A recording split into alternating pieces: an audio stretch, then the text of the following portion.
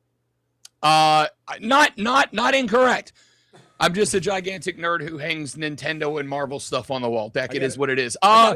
So I don't know the answer. I'm not a dad. I don't have kids. I don't want kids. Here's what I do know. What I do know is my man is about to have life get more expensive, but more importantly than that, I don't even know if it's dad's strength or grandpa's strength or any of that. At some point, Deck, and I know you've been there. We've worked together long enough. I've been there. At some point, you just go so pissed off that you're like, I am going to go so far above and beyond. And if this thing that I'm pissed off about and going above and beyond doesn't work out, then I quit and I'm going somewhere else because I hate all the people that I work with. And like, I feel like that's maybe where we are with Josh Allen. I think it's just that matter of like, I've got to get it done. And if I don't get it done with this group right now, then screw you all to hell. I'm out. And I'm willing to start taking bets on what team Josh Allen is playing for next year, because if they don't win a Super Bowl, it's not Buffalo. Wow, you think so? No, come on. That dude is Buffalo now. It's one thing to lose a player. It's one thing to lose a star receiver that you mentioned already. It's another reason to lose, dude, the reigning MVP, the clear-cut, just active, I would say probably, and hear me out on this, probably actively the best quarterback in the game right now, outside of who I think is the best, who we will get into. I don't know. I don't see a universe where he just chooses to leave Buffalo. Again, like how long do you want to say? Do you think Josh Allen wants to go down? Because even though this is an elite list, do you think Josh Allen wants to go down as the best quarterback to ever play who never wins a championship? Because like for the record, Rivers is on that list for sure. And what there are, I think I think I'm comfortable saying, I'm sure that there are plenty of players past, current, and will be in the future who like, yeah, winning a Super Bowl is great, but at the end of the day, like, okay, cool. Like, it's not going to kill me. I'm not going to feel bad about my career if I don't get one. $300 million is pretty nice. That's why I don't have any. That's why I have no sympathy for Joe Burrow right now. I get that you're upset, but dude, you signed that. You signed for the bag. You knew what you were fucking doing. I don't disagree, but Deck, as you and I have said many times, the world that those guys live in ain't the world that we live in. Like their world is an alternate universe, man. Like they're dimension hopping like the Guardians of the Galaxy. They can just go to a new place. Like they can say, yeah, I know I signed a contract for $300 million, but I regret that I did it and I hate it and I don't want to be here anymore. And what happens? They're gone. So all Josh Allen's going to do is say, like, you had me at my prime. We did nothing. You ran off my best wide receiver. You didn't replace him. The one guy you took a shot with in Keon Coleman, and granted, I love Keon. I hope he figures his life out and gets it together. But like the guy you went and got drafted, we're suspending for some of the biggest games of the year because he can't show up to a freaking meeting on time. Like, what have you done? At some point, Deck, the recognition sits in that, like, yeah, I took the money, but I also assumed this was going to be a two-way street where I gave you my best and you gave me mine. Are we going to sit here and make the argument the Buffalo Bills have given Josh Allen their best? Because if the answer is yes, then fold the franchise, man, because it's just not been good enough. All right, well, by the way, some good comments in here. Tavio mentioned out today's Dan Marino if he stays in Buffalo, and immediate comment from Jim in Ohio. Great. Compared to Dan Marino, I think Josh would be okay with that. And let's be real clear. Dan Marino very much probably at the very tipping top of that list of a guy that never got to the promised land. But here's the thing. Hear me out on this, though. Like, how fucking often do we even mention Dan Marino anymore? It's almost like Dan Marino is faded off into the ether because we've had other quarterbacks that have broken his records. We've had other quarterbacks that have hit. I'm sorry. I hate to say this, but it seems as though Dan Marino just doesn't matter anymore. It's not an insult. I know who Dan Marino is. I love me some Dan Marino. But shit, dude. Maybe that's not a good thing. The exact thing, Deck, that I was about to say was, listen, I love Dan Marino. Dan Marino, if for you youngins out there, if you want to go watch it, like go to YouTube and watch Dan Marino. The kid was a baller. I love Dan Marino. Go watch Ace but Ventura, here's the Pet thing. Detective. Absolutely laces out Marino. Yeah. Here's my question.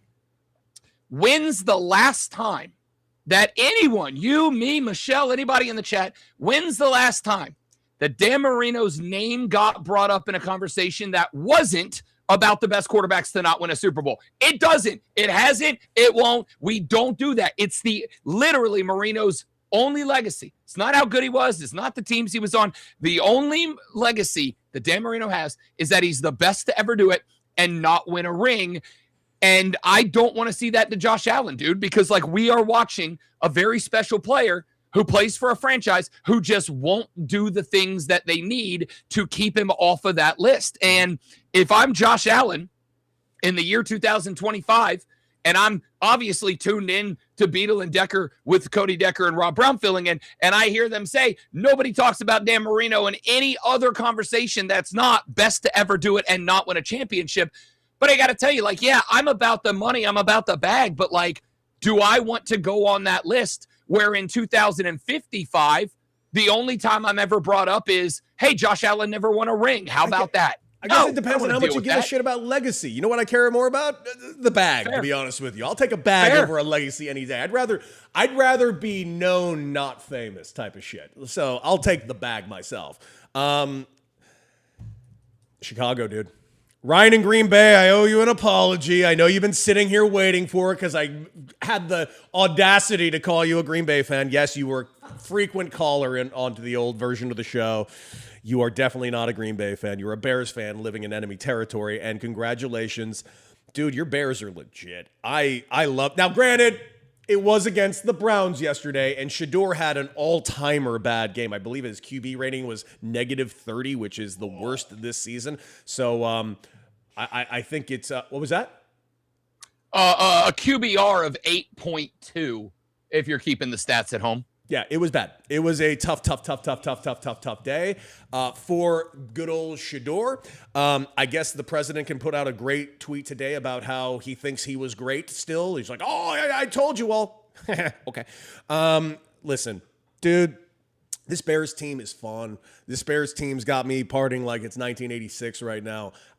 Ben Johnson's got these guys firing on all cylinders.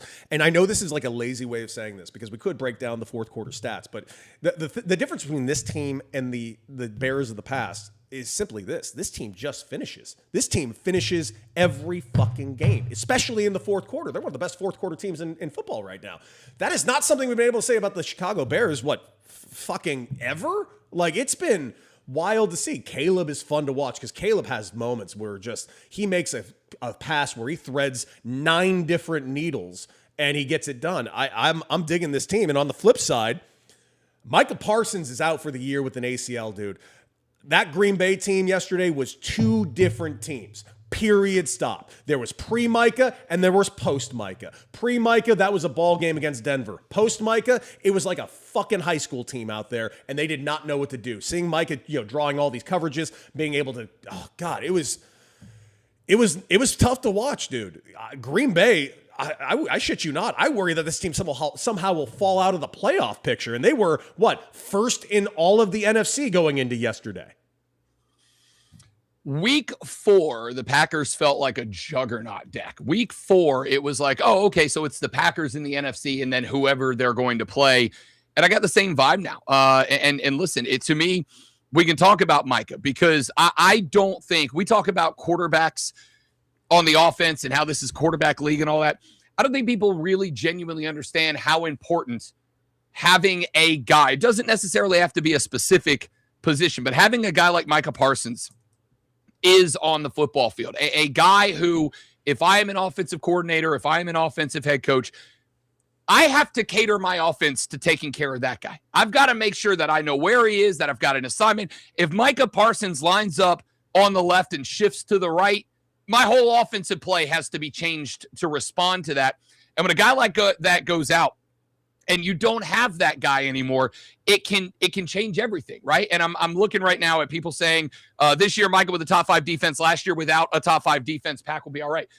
It's not about necessarily even the numbers. And this is one of those spots, Deck, that I think we have trained ourselves to just look at box scores and statistics and say the guys that have high numbers are important and the guys that don't. And it's not really how it is. Micah Parsons demands double teams. He demands chip blocks. He demands running backs stay into block. He demands that tight ends crack down on tackles. And that doesn't show up on a stat sheet, but it makes it to where somebody else's number can. So to lose that guy that draws that much attention and to not really have the next guy up to replace him, that changes the whole thing. But are we going to sit here and pretend like Jordan Love also hasn't had some moments where it looks like he's completely crapping the bed in the most high pressure situations? Yes. I'm looking at that last possession last night, and I know they're in down a distance. That was way longer than they like, and I know he was facing a little bit of pressure. Jordan Love in the high pressure moments looked like he just completely punched himself in his own groin in a couple of spots. Like, we could sit here and talk about Micah and how bad that is for the Packers.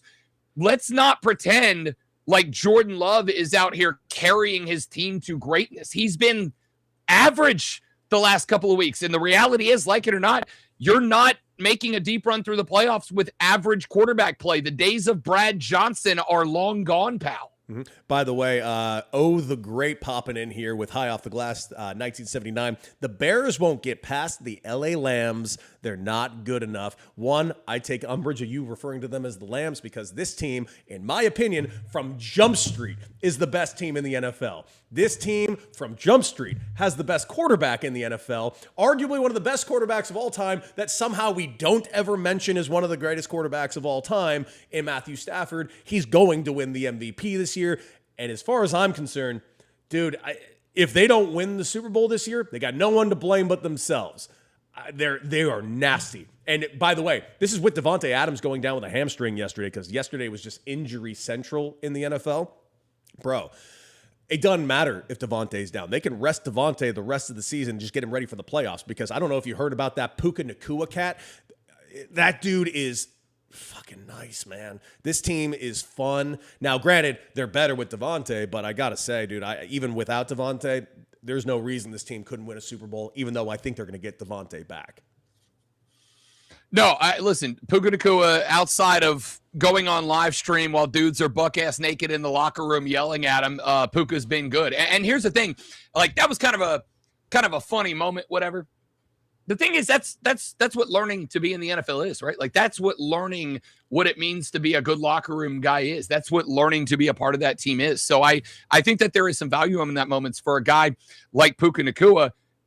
I like the Rams. And like you said just a second ago, it's a team that, and I'm not saying they should, I'm not saying that they will, but it's a team that could probably pump the brakes, maybe pull back on the accelerator, try to save themselves up for the remainder of the season. Because for the record, to go back to what you said, I am a big believer in the Chicago Bears. I was a believer in the Bears before the season started. I do not think people understand. I will freely admit I was not. But that's only because I had the last 30 years to draw upon. That's the only reason.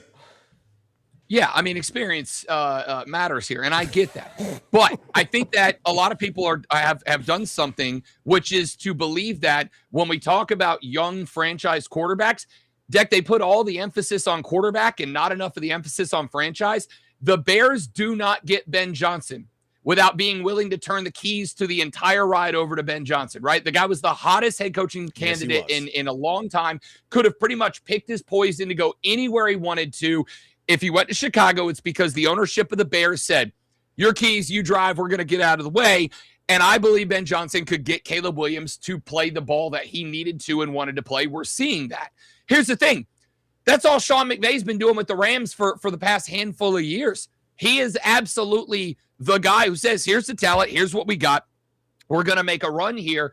And remember, a year and a half ago, we were asking, like, is Sean McVay about to retire at 17 years old and go to the TV box? Sean McVay's not done. Like, there is a joy in Sean McVay at winning the way that these Rams are winning. And the fact that Puka's breaking out, the fact that they can keep putting up these numbers without Devontae, which means they can let Devontae get 100%. I don't know what you want me to say is the drawback to the LA Rams right now. Me neither. I think they're that good. But it's just put in the chat right here, and I just want to point this out. And normally I wouldn't bite at this one, but someone just said the Rams are losing this Thursday. Now, the Rams have themselves a hell of a battle this Thursday. It's a must-watch game, I believe. Remind me, they are playing the Seahawks, right? I believe they are playing the Seahawks. Now, here's the deal. The Seahawks were taken to the limit yesterday in Seattle. by old man Rivers himself. Dude, my eyes were so on this fucking game. I've hated Phillip Rivers since the day he stepped foot in the league because he was on the Chargers. He had that just thick accent. Every time I had to hear him, I just wanted to punch myself in the face. I am now the biggest Phillip Rivers fan in the world. I can't begin to tell you how hard I was rooting for this guy yesterday. There were moments he looked 80. There were moments he looked 48. But I have to say, those moments he looked 48 were a lot of fun. His touchdown pass he threw and the really old guy fist pump that he was doing. He looked like Kirk Gibson, but more gimpy. I loved it, dude. I loved every second. And I'm just sad that they fell at the end. They couldn't make the drive down the field. But, dude, it was so much fucking fun watching Phillip Rivers out there. Now, I do think the team's probably going to lose out the rest of the season. They got some tough matchups to go out there. They're still in the hunt. It's not impossible, but it's not likely. I can't stress enough. It was so much fun. But he did take the Seahawks to the limit in Seattle. I am a little worried about the Seahawks going up against the Rams this Thursday, but that remains to be seen. I just want to say, back in February of last year, a monumental event happened in my life, Deck. I turned 40 years old, and despite how incredibly youthful and handsome I currently look, great hair. There was about a 6th, 7th month run there after turning 40 where I thought, okay, like my time is now, right? Like it's over for me. This man's 44 years old, and he's out there slinging tutties, and he's out there putting the Indianapolis Colts in a position where they might be able to knock off a 10-win football team.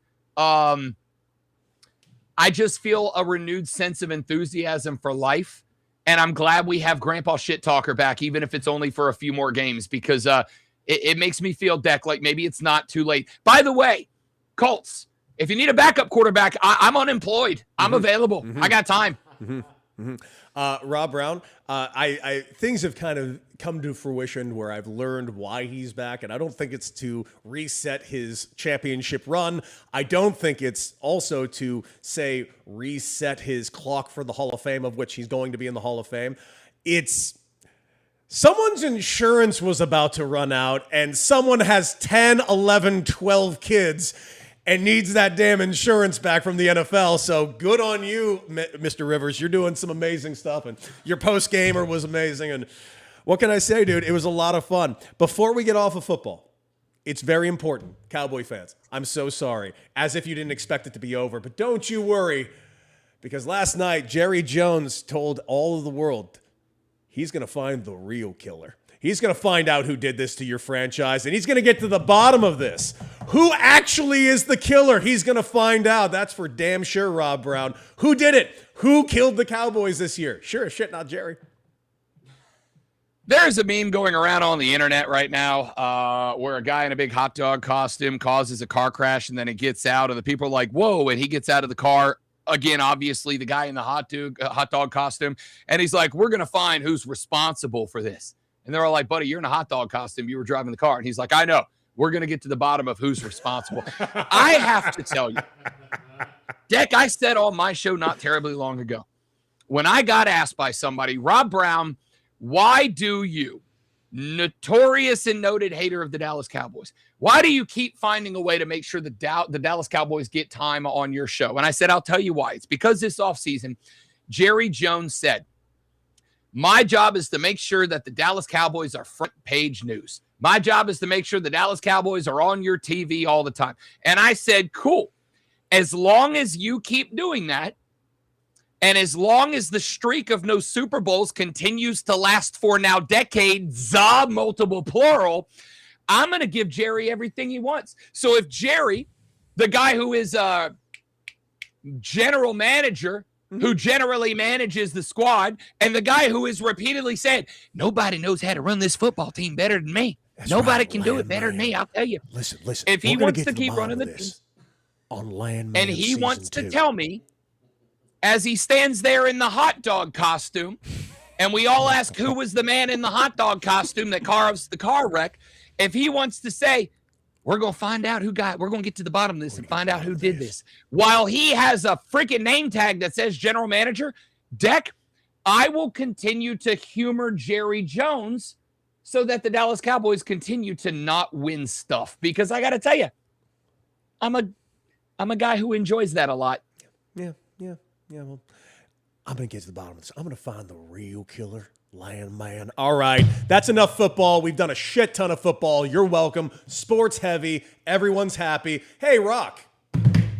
Let's rock. We're pulling it up. There was no sound there, Rock. What did you do? I don't know. What did you do? I don't know. We're rolling with punches. That's not sound, but hey, guys, we're doing Let's Rock. Okay, so I got some questions for Rob and Cody.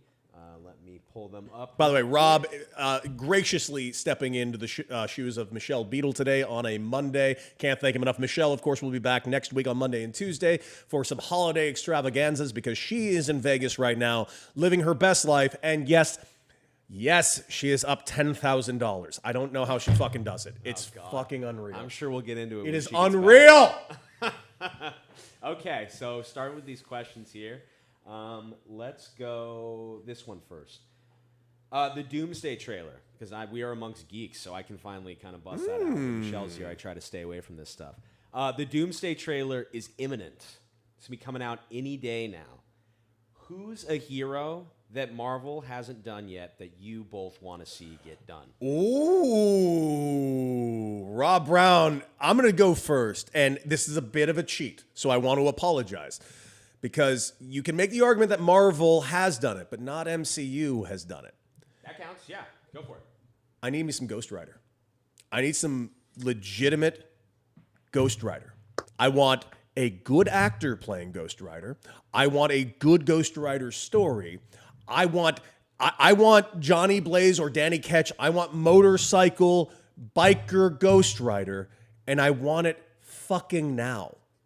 Who would be your Ghost Rider deck? Dude, honestly, remember when Nick Cage got cast as that role? I was very unhappy. You know who I wanted cast in that role? And hear me out on this, because this was in the height of 24. I wanted Kiefer Sutherland to play Ghost Rider. I thought he would have been a really cool choice. Okay. Now, I mean, obviously everybody keeps bringing up Norman Reedus because he just looks like Ghost Rider. But you know who I think should be, if they're doing Johnny Blaze Ghost Rider? Dude, I'm going, and why am I forgetting his name? I'm going one of two guys. I'm going with one of the Chris's. I'm going with either Chris Pine or I'm going with, what's his name? Why am I forgetting? La La Land. Help me. Ryan Gosling? Ryan Gosling. I'm going Ryan Gosling. I think he's got the actual look of what I think a biker stunt guy would look like. And maybe that stunt movie he did last year, The Fall Guy, may have swayed me that way. But I think Ryan Gosling would be an awesome Ghost Rider. That's a good one. That's a good one. Rob? I like that pick a lot. I've got a couple. First off, I'm glad you said Ghost Rider because that's exactly where I was going to go. But I'm going to take it one step further and say, screw you. Bring Nicolas Cage back. Are you kidding me? I need Let's ride as I'm Ghost sorry. Rider. I'm sorry. Ghost Rider 2 had a fucking line. I'm sorry. Scratching at the door. Scratching at the door. It's hilarious, but it wasn't supposed to be. That's fucking awesome. I mean, that's Nick Cage's whole career. I know, but I don't want it for Ghost Rider. I want it for Nick Cage movies. I've gone around on this. Like, there's a roster of second level X-Men that I hope show up now that we know we're getting a little bit of a crossroads there. Mm-hmm. But I've gone back and forth, and I think I'm going to end up probably going just because I've already gotten we've seen, but we haven't really gotten anything other than a trailer. Give me Brett Goldstein as Hercules, but actually put him in the effing movie. Like, I'm begging you. That trailer scene we got out of Hercules, if you want to go with just like 5-6 minutes of a really funny moment, let's let Hercules and Thor get into a you-know-what measuring contest on screen. Like, how's that? And then give me Hercules v. Thor in a wiener measuring contest.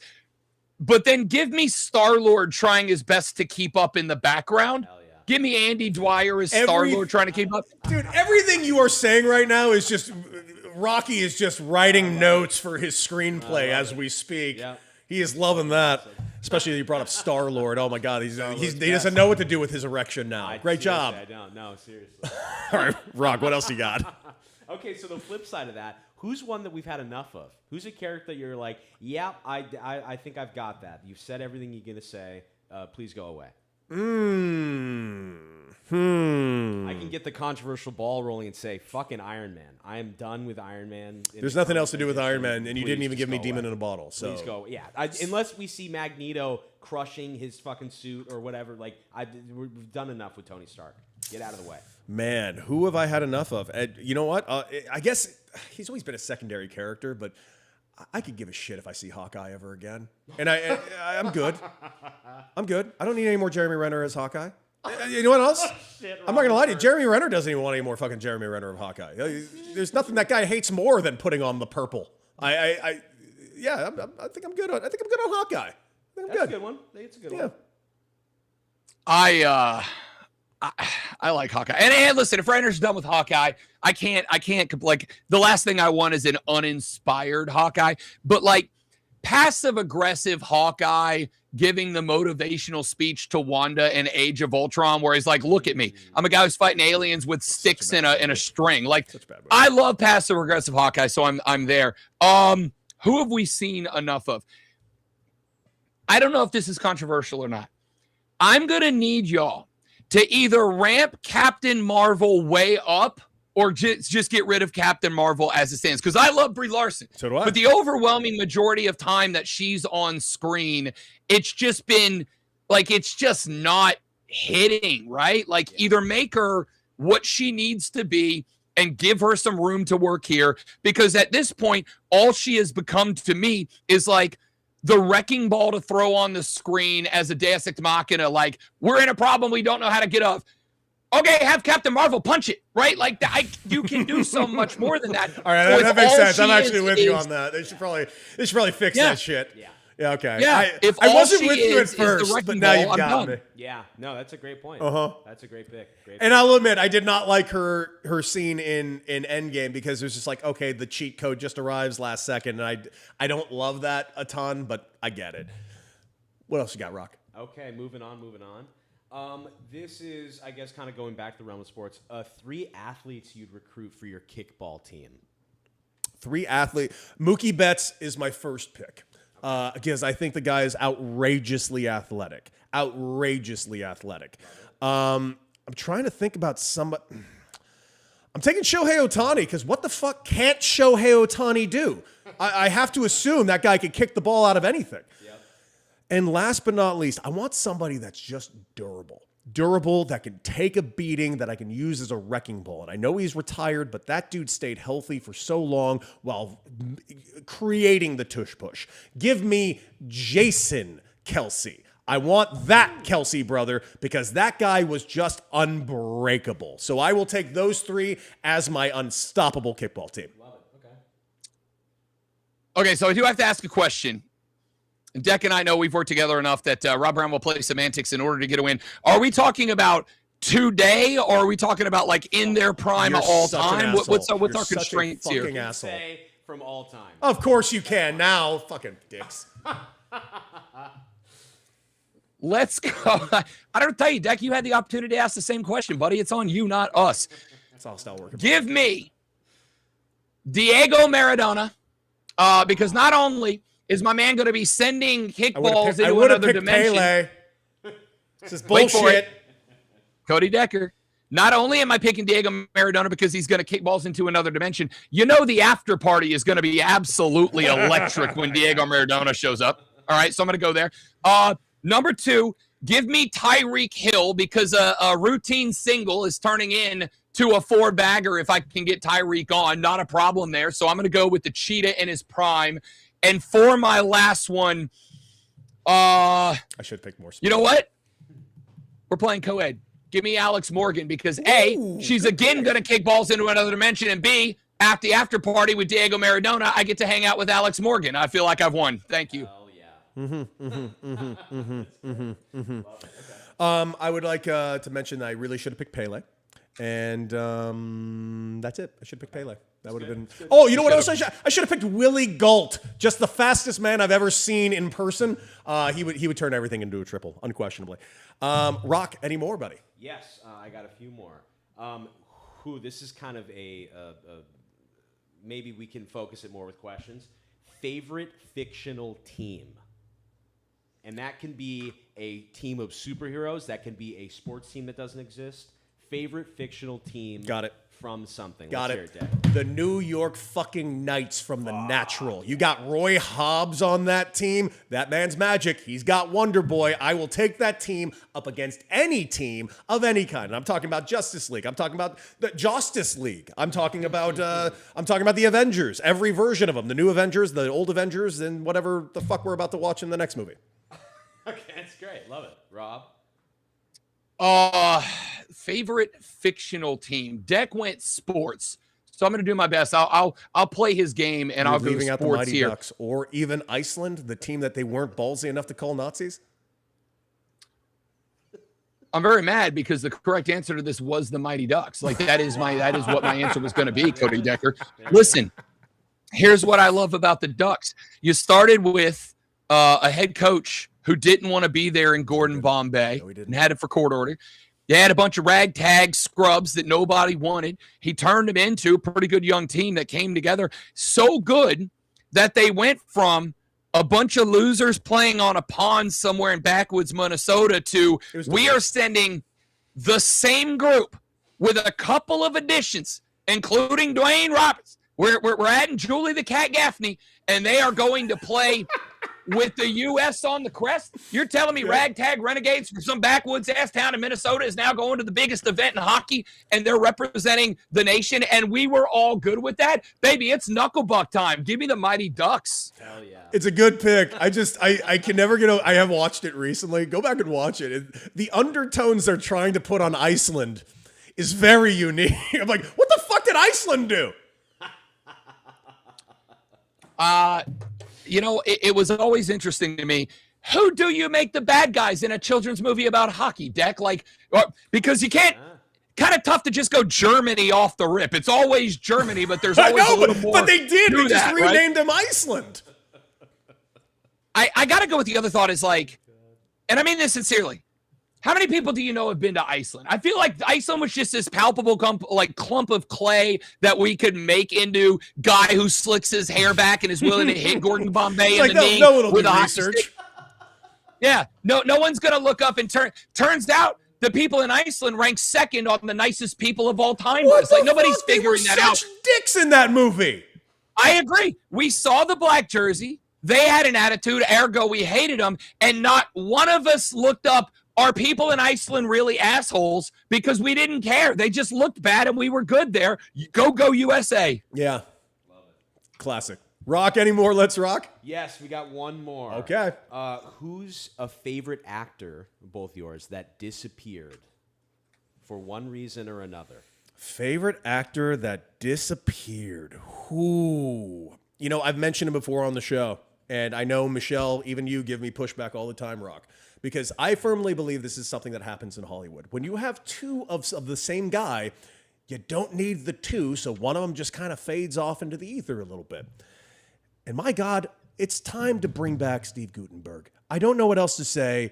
I need a Cocoon 5, and I want more Mr. Guttenberg because he was a very good. Give me a Police Academy 19, the new class where the Goots comes back and leads the new crew into more hijinks. Because I get it, we already had Tom Hanks, we didn't need two of them, so we lost to Guttenberg. But let's get a Guttenberg back, my man. I want me some Guttenberg. Hell yeah, Rob, you got one? I like that. I do. Linda Fiorentino. Wait a second. Didn't you go to prison or something? I don't know. That's why I answered with her as my answer, Decker. I don't know what happened. Yeah, wasn't that a bad ending? I gotta Google that. I don't remember. Here's what I know. She was very what talented. I know is she played the lady she played the mortician in Men in Black. Yep. I immediately developed a huge crush because she had that raspy kind of voice to her. She was and then she just disappeared. And I am reading now as I speak that the reason why is that she apparently got involved with an FBI investigation and was wrapped up with some big thing. I don't know that she actually broke the law, or if she just disappeared into witness protection. Here's what I know. What I know is if you lived in Albuquerque and one day your neighbor turned out to be Linda Fiorentino, and she just showed up and said, I live here now, and oh, by the way, my name is Amy. Congratulations for getting the witness protection person lottery. Later in the week, we're going to have Joe Carnahan on. I can't wait to she also starred in Dogma, and I can't wait to talk about Kevin Smith, my latest encounter with I should say mine and Rock's latest encounter with Kevin Smith. That was an interesting one for sure. It really was. The short story is fuck Kevin Smith. Anyways, by the way, some people in the chat, James Dean, that's a damn good one. Dude, I'm so with you on this one, Scott and PA. Philip Seymour Hoffman's death was... That's good. I miss Philip Seymour Hoffman more than I miss all of my dead relatives, and would gladly bring him back before them. And Crispin Glover's an interesting choice. I'm going to disagree on that one. He's got an interesting reputation. Yes, he Crispin does. Glover. He does. I was going to say, to start it out, Rick Moranis.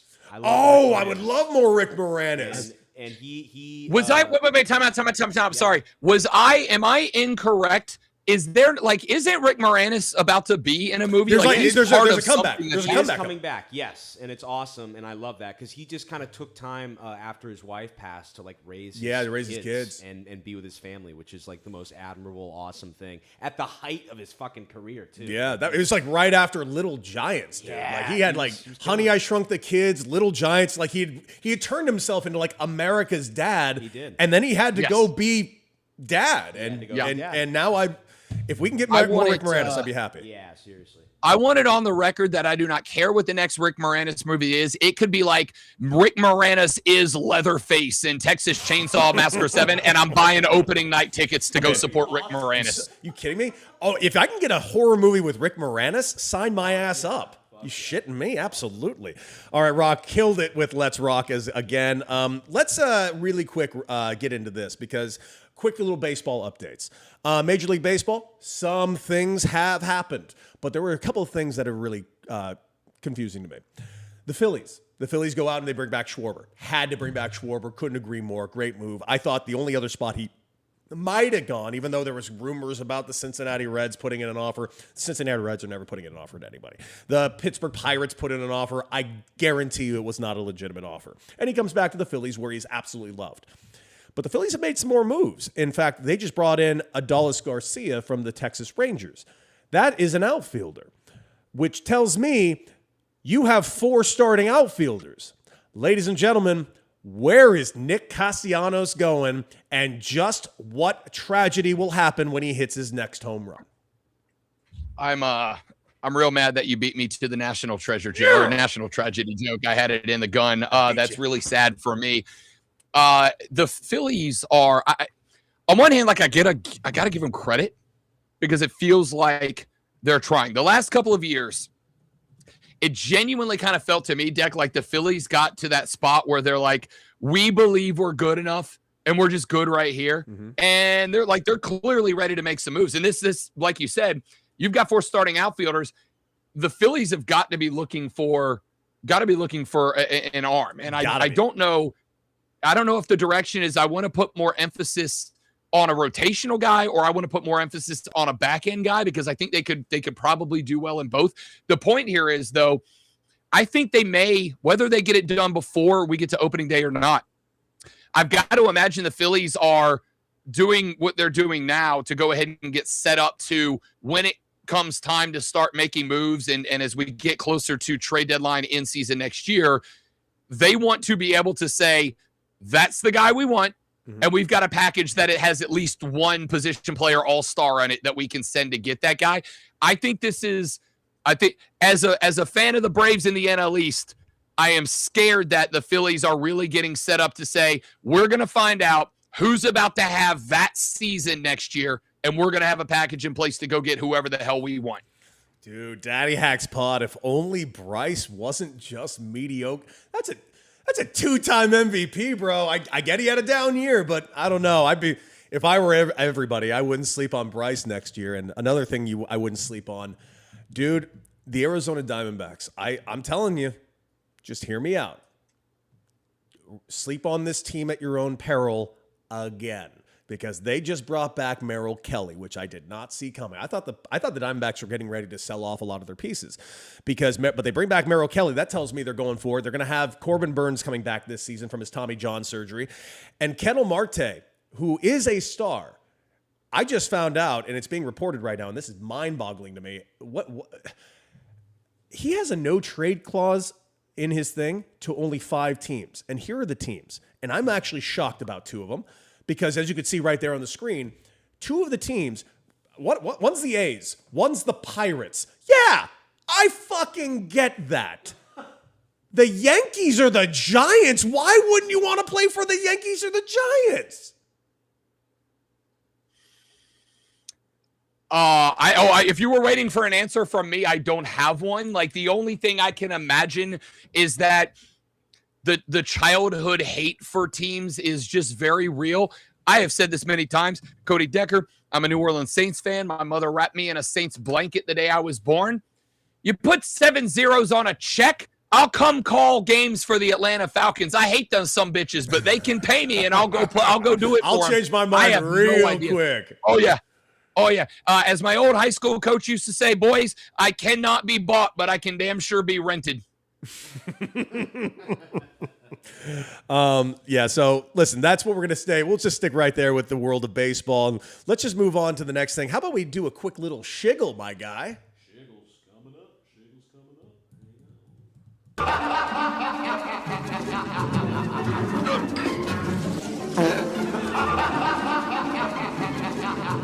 Can't help this enough. I got to tell you. Oh, yeah, this is Shits and Giggles, Rob Brown. I know this is your first time on Beadle and Decker. This is your first time also co-hosting on Beadle and Decker because Michelle Beadle, once again, is in Vegas living her very best life because she's out there working the NBA Cup and just living at a slot machine right now, making tens of thousands of dollars. This is Shiggles. This is what we're shit and giggling about, my guy. And did you like Rocky's graphic?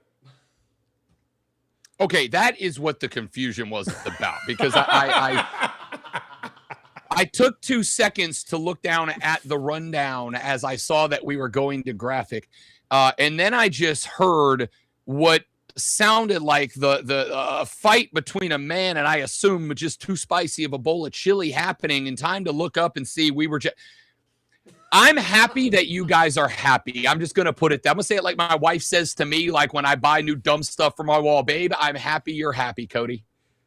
We are. Very.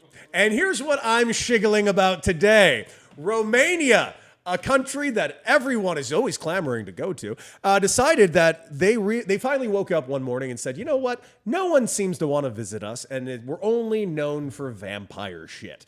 Well, might as well double, triple down, or a billion down, because it is official. Romania is building a $1 billion Dracula-themed theme park. That's right. It is a real thing, coming with rides and I'm assuming costumes and all kinds of shit. It's the Disneyland for goths. Congratulations, Romania. You're on the map, baby. I think. I want you to know 1,000% I would go. What is wrong with 1,000%? Of all the things. You would travel to Europe and you're like, let's go to Romania to go to a fucking Dracula theme park? Yes. Now, Deck, why? I am not a fan. Jesus, Scott and PA just said that's so sick. Are you kidding me? You guys are nuts. Yes. I am not a fan, Cody Decker, of like slasher horror. I'm a fan of classic monster horror. I'm a fan of now that the Monsterverse is kind of shaping up to become a thing with Universal, like, yes, please, I'm all in. And what's better than like an OG Dracula, man? Like a Nosferatu old school Dracula. It's psychological horror at its finest. Today's movies do this thing. I didn't know I was going down this tangent. Here we are, strap in, kids. If the movie relies on cranking the volume from 4 to 14 and then pretending that's scary, that's not scary, that's startling. There's a difference. Psychological terror, like Dracula brings to the table, I'm all in. How do you not want to go be a part of a Dracula verse for just and not this bullshit Starlight, whatever it's called. What's the movie all the ladies lost it at Twilight? Not Twilight? sparkly. Oh, actually, we can't. No. Give me old school. I'm terrified. Horror comes in the night. Dracula and build a theme park around it. Yes, please. You're fucking weird.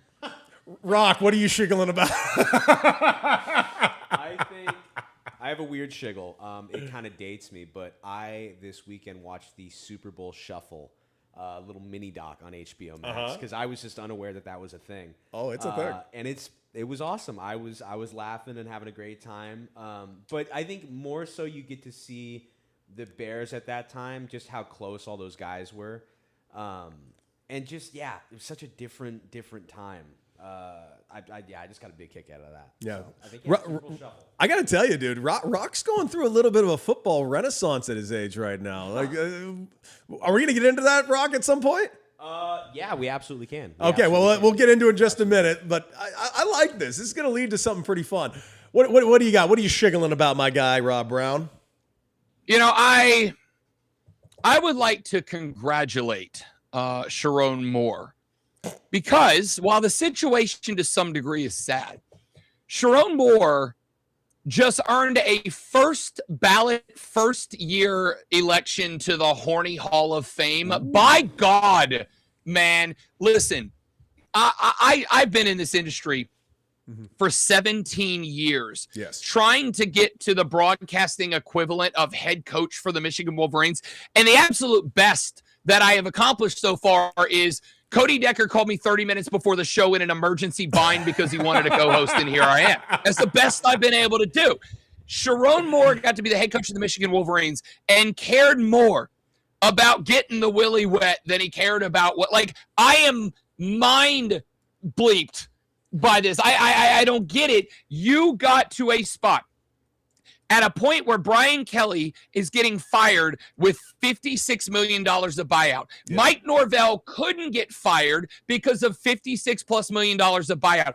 Billy Napier got fired after 3 years and is owed like 27. You are in a job where if you get fired, you earn a paycheck that you are set for life.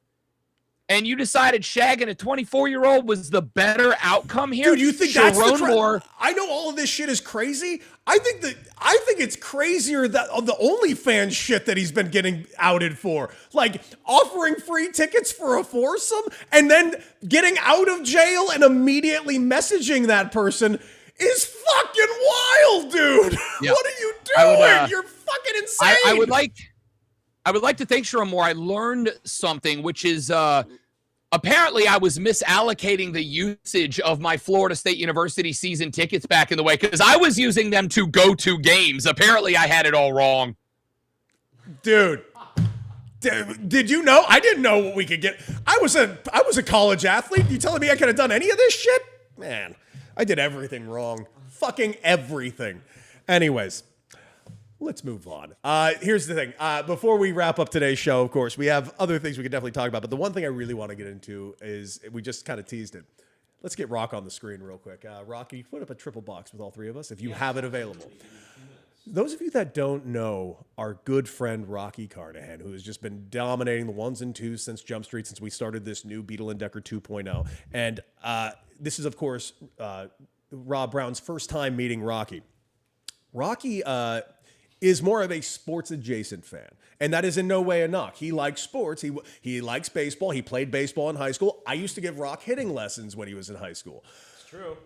Rock has never been a big football guy. In fact, he and I have had conversations about how he just doesn't quite get it. It's not the rules. It's just kind of the demeanor. And we can't sit here and pretend that the bro culture has not kind of commandeered football over the last few years and probably made it a little less appealing to certain fans. But Rocky went to his first ever NFL game yesterday. And Rock, why don't you tell the kids and the masses how it went? Sure. Yeah, it was super fun. I have videos and stuff I can actually pull for tomorrow. But it was an experience. It was super fun. I feel like all the times my dad and my grandpa, just friends, have tried to get me to watch football. It's always been like fourth quarter, like 5 minutes left. and it was just kind of, there's too much going on. It's like, where do I have to watch? What's going on? It was just different from any other sport I've tried to watch. Of course. Life. So I'm of the opinion that if you want to get into football and you don't really have any interest, you should go to a game and watch it in person, because everything is just, you have kind of a bird's eye perspective of it. And I don't know. The energy, my God, SoFi Stadium is just like, it's pretty sick. It's pretty sick. I'll freely admit, SoFi's pretty sick. So much money into that place. It's absurd. And yeah, I dug it. And I think the people I went with my dad and a friend, and it was great. We had a great time. Okay. And yeah, I'll be watching football now. So. Here's the only thing. The reason I wanted to bring this up was I was surprised. I wasn't surprised Rocky had a great time. I knew he would have a great time. But this has always been my read on football, because I will admit, of all the sports that I like going to, and I've admitted this on the show many times, football's my least favorite sport to actually attend. I honestly think football is a far superior television product. And if it weren't for it being such a good television product, because it's a game of inches that you need zoom ins, you need to be able to see everything that happens on the field. And when you're hundreds of yards away or hundreds of feet away, you don't really get that type of experience the way you can with baseball, the way you can with hockey, for instance, even the NBA. It's my least favorite sport to watch live, but arguably my favorite sport to watch on TV, because I've always seen it as a TV product. Rock, you actually now have a different read on that. Yeah, I actually fully. I'll try to watch Thursday this week for sure. Oh, and tonight I'll try to watch some of that. But it was just such a night and day experience watching it on TV and then just seeing it in person, because it's like Matthew Stafford was a name that I heard. Obviously, everyone's talking about how great of a quarterback he is, blah blah blah. And for the longest time, he was just that. He was a name in my head that I attributed to football, right? But actually seeing him play yesterday in person and seeing there's Matthew Stafford, there's the quarterback everybody talks about. I saw him do shit physically that was insane. Yeah, he's that amazing. was just fucking insane. He's amazing. So I get it now. All right. So I will be watching. So look at that. I'm excited. What do you think about that, Rob? Because I hate to say it, I fucking hate going to an NFL game. I just do. The game doesn't. There's so much down. People talk shit about baseball. Oh, the downtime. Have you ever been to a fucking NFL game? I love to point out, and I've done this before. Take a stopwatch, watch an NFL game, and start and stop when the ball's in play. All right. Now, if you're a football guy, I love diagnosing audibles with a quarterback. I love trying to read coverages. I love watching everything that happens between a play. But if you're not a big football guy, none of that means a damn thing to you. Take a stopwatch and click it when the ball is snapped and click it again when the ref blows the whistle dead. And what you will find out is in a 3-hour football game, the ball's in play for about 6 total minutes. All right. So because I'm serious. No, you're not wrong. I'm just saying. I agree with you. It's about the ball's in play for about 6 total minutes in an actual NFL game. So I get it, but here's the stance I've had for a very long time. If I got somebody like Rock or really anybody who has vague interest in a sport, maybe not a big fan, maybe even a casual, I have found for years the best way to get them to become a fan is to immerse them, and the best way to immerse them is to do it in person. I'll give you an example. I'm rocking my local hockey team jersey, the Greenville Swamp Rabbits. I do in-arena hosting. I do a bunch of stuff for them. Mm-hmm. And anytime that somebody's like, yeah, I don't really get hockey, I don't understand hockey, you go live. You can sit at home and you can watch it on TV, but it's not the same.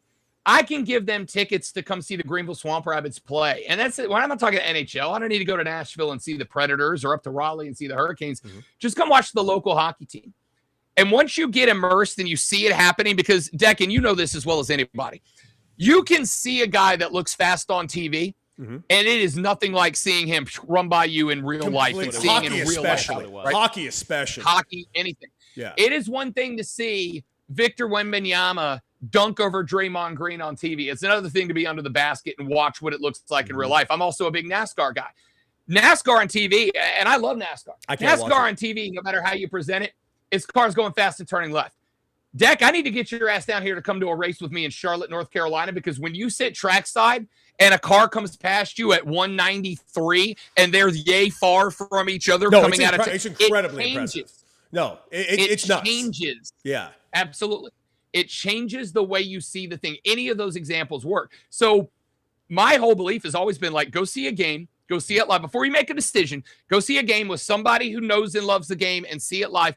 And once you understand from the scale of being there what's actually happening, it makes it so much easier to fall in love with the game. I agree with you. I'd rather watch an NFL game at home. Always. But I think you also need to go see a collision between a linebacker and a running back in person. Go see what a 70-yard touchdown pass to a wide receiver on a full sprint looks like in person, and it will change how you see what you see on TV. Mm-hmm. And I agree with Rob. That's exactly what happened last night. Was I saw it all in person. I was like, wow, okay. It made it real. Mm-hmm. I don't know if that's weird to say, but it made it real. Did I just watch Rob Brown do the Mr. Perfect flip right there? He's just crushing that shit. Buddy. Dude. It's all I do is win, baby. Dude. Fucking Kurt Hennig over here I'm fucking co-hosting with today. By the way, Tavio, I think nails it. Baseball live, football TV, basketball live. And I'm glad they said specifically that because I was talking with Rocky before the show. He's like, man, the next sport I got to get into is basketball. Rock, we got to get you to the Staples Center, bro. Because I guarantee you, we can get your ass into basketball. Well, the thing is, see, I went to like March Madness. This is going to really date me. I went to March Madness at the fucking Arco Arena with my grandpa. Ooh. I don't even know what year, but they were still doing it at the Arco Arena. And that did nothing for me. Nothing for me. So you're going to learn this about me real quick. Fuck college. Stop going to college. There's nothing you're going to do with your degrees. Stop going to college. It's stupid. It's just a waste of money pit. I went to UCLA. College is stupid. College sports are even stupider because college sports are not college sports. College sports are pro sports that we're just pretending aren't. And it drives me fucking mad. I mean, yes. Yeah. It doesn't drive me fucking mad. I don't care. It doesn't bother me. I was at the bar yesterday. You got to hear that. No. You'll agree with me on this, and you'll see every point that I have because someone was talking about Michigan. Say, Cody, explain to me the Michigan thing. I said this. He's like, well, who's going to take the job? I'm like, I have no idea. I feel like that job right now is horrifically toxic because Michigan's now doing an investigation into the AD and everything Michigan because of all the controversies they've had as of late. But somebody said it should be Nick Saban. You know, Nick Saban is over there spearheading, trying to stop NIL, and I think that's a good thing. And I just said, if you are on the side of Nick Saban on fucking anything, check your brain because Nick Saban has made hundreds of millions of dollars off the back of unpaid pro athletes. Fuck Nick Saban. Thank you for joining my TED Talk. Sorry, we just have a little thing we have to fix real fast. What's up? And we will get Rob right back. Oh, no, we lost Rob for a second. That's all right. We will bring Rob back because we are going to wrap up the show momentarily. Do not worry. Do not worry. But, Rock, your thoughts on joining me for some basketball games, my guy. We got to get you. Dude, I mean, I'm definitely down to see a game at Staples. I'm not going to call it fucking Crypto or whatever the fuck it is now. I still call it Staples. Yeah, I would love to go back to Staples. I've been once for, that actually may have been. I think I have seen a Lakers game at Staples. We got to get you. You know what? I'm gonna get on Joe's ass. We're gonna get some good tickets over there at Staples, and I'd love to do it. You need it. Like if you're up close. Like listen, courtside is one thing. Obviously, if you're courtside, you're gonna see a different type of basketball you've ever seen. But if you're just close enough to that action, dude, it is. Watching NBA action is so much fun, and I look forward to it. That's so funny that Rob brought up that point of like just being there and seeing the speeds and like what these athletes are doing with their bodies is just fucking crazy. And you miss some of it if you're not used to seeing it in person. You miss some of it just watching that through a screen. Absolutely. At least in my experience, I have never really been grabbed by the NBA. I don't know. Sorry if that hurts people. Not at all. Not at all. We getting Rob back? I believe so. All right. Rob Brown back in to finish off the show. And you know what? Let's just go ahead and do it, guys. It's time to reflect. Reflections. Rob Brown, very simple thing with reflections. You can reflect on anything going on in your world, the world, or the show itself. And I will admit this is a bit of a dark thing, and I'm not going to get into the details of all of the grittiness and the horror of the story. But one of the very best film directors of our generation has sadly died, and it is a gruesome, gruesome story. Rob Reiner and his wife both found dead, stabbed to death in their home. Devastating on many, many, many levels. I don't want to get into the story. There is someone in custody. Sadly, it is their son. We don't have any details outside of that as we currently stand. But I just want to say Rob Reiner has made not some of the best movies of all time. He has made the best movies of all time.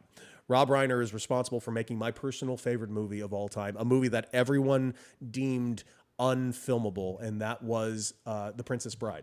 The Princess Bride is a perfect movie. A perfect movie. It is the movie I've seen the most in my life. It's the most rewatchable movie. It is funny. It is charming. It is romantic. It is fun. It is a perfect movie. The American President is a near perfect movie. I love every second of that movie, and that movie makes me fall in love with Michael Douglas every scene he's in. Misery is an accomplishment of a film. I still say pound for pound, probably the best Stephen King adaptation outside of The Shawshank Redemption to this day. Obviously, A Few Good Men.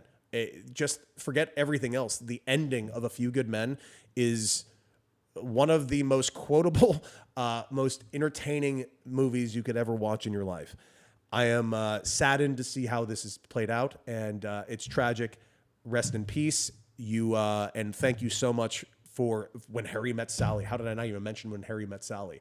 But man, just a tough day if you are a film fan or just somebody who has empathy. It's a tough day, and I wish everyone the best day possible.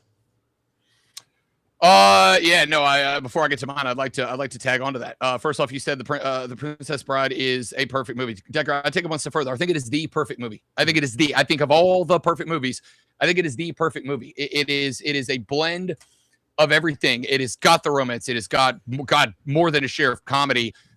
Billy Crystal had a legendary career, and he will never do better than his role in The Princess Bride. Have you were fun able storming the castle. Yeah, he's not dead. He's mostly dead. Somewhat alive. Andre the Giant in that movie, so absolutely spectacular. How many times have all of us said, "Hello, my name is Inigo Montoya. You killed my father, prepare to die." It's the perfect movie. But I'll go one step further. I'm a musician. I was in a rock band for about 17 years. We weren't famous. You don't know us. But it was just a bunch of drunk assholes who played music in a bar for fun. This is Spinal Tap. Is my favorite movie of all time. How did I not mention Spinal Tap? This is Spinal Tap. And the fact that Rob Reiner, and this is, I'm a silver lining guy. I try to do my best. The fact that Rob Reiner was able to finish up and give us This is Spinal Tap 2, The End Continues. To me, that is going to be now a movie I watched through a different lens with the loss of Rob Reiner. I watched The Princess Bride not 3 weeks ago because a family member of mine had never seen it before. And I was like, shut up, sit down. We're not doing anything else until we watch this movie. This is Spinal Tap. As somebody who was in a band for 17 years and went through all the bullshit and the drama, but also the lighthearted, the fun part of being in a band. I'd never be able to tell you how much this is. I imagine baseball movies hit differently for a guy like Cody Decker who played professional baseball. This is Spinal Tap hits different for guys who are in a band. It was incredible. Rob Reiner will absolutely be missed. All right. I'll give you mine. Sometimes sports provides us with these little life lessons, Cody Decker. And that is something we all learn from the first time that we put on cleats to play Little League T-ball all the way up through the day where one day you wake up and you go, oh shit, my knee hurts all the time. I guess I don't play basketball anymore, right? Mm-hmm. It provides us with these moments. And sometimes sports teaches you that moment in person. And sometimes sports teaches you that moment from an outside paradigm. May I introduce to you Fernando Mendoza and Diego Pavia, ladies and gentlemen. What a dick.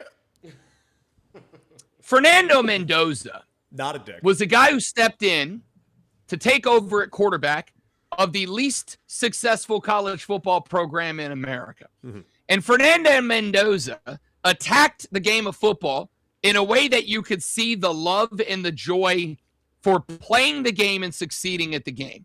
And he got paired up with a guy in Kurt Cignetti who did the same thing. And the two of them didn't just take Indiana from being the worst program of all time, but they are the only remaining college football team that does not have a loss. They knocked off the reigning, defending, undisputed Ohio State Buckeyes and are now the 1 seed in the college football playoffs. And Fernando Mendoza delivered what I genuinely believe to be, Cody Decker, the greatest Heisman Trophy acceptance speech that we have seen so far. And that's not recency bias. He killed it. Phenomenal. The same night that Fernando Mendoza, or now we'll go with Fernando Heisman Mendoza, anybody who wasn't on the bandwagon after that Heisman Trophy speech. And then in the same 30 minutes, here comes Diego Pavia. Now, Vanderbilt was the Indiana of the SEC. The little old nobodies that were always effectively a third bye week on your schedule if you drew the Commodores. And here comes Diego Pavia, who, had some legal issues, whatever. But it was clear when Diego Pavia was balling out, Diego Pavia loved to win playing football. And they paired him up with Clark Lee, who I absolutely adore as a college football coach. And Diego Pavia built up Vanderbilt's goodwill. They went from like an also-ran nobody ever thought about to a team that, holy shit, when they beat Alabama last year, brother, I thought the whole country was going to lose its gosh dang mind. It was chef's kiss. And then Diego Pavia became a finalist for the Heisman Trophy.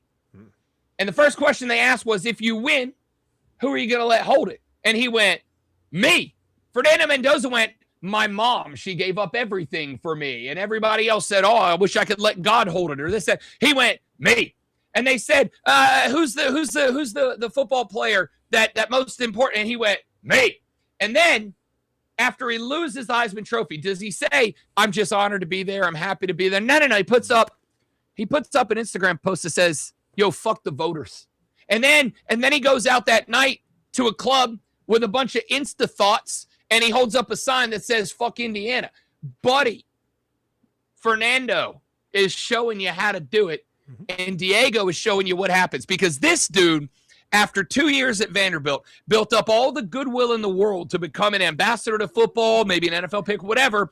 And then in literally 3 hours, shot all over it like that was his goal. And now there ain't a dude out here pulling for Diego Pavia. Not one. There's one. Not one. There's one, dude. There's one. Only one.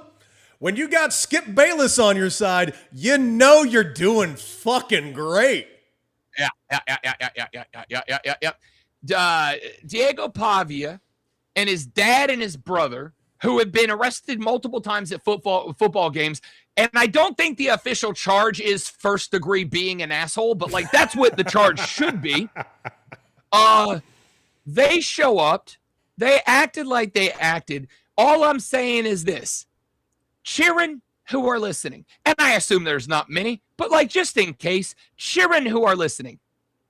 I hope that you can look at the Heisman Night saga of Fernando Mendoza and Diego Pavia, and I hope that you learn that while this country loves nothing more than putting a-holes on pedestals, I promise you, you will do better for yourself with a little humility, a little respect, and a little... I'm not saying don't talk shit. Cody Decker and I have been on the radio 17 years, and it's only because we talk shit. It's all fun. that shit. But Talk shit. But there's a line. There's a line. And when you cross that line and you lose people, there's no coming back.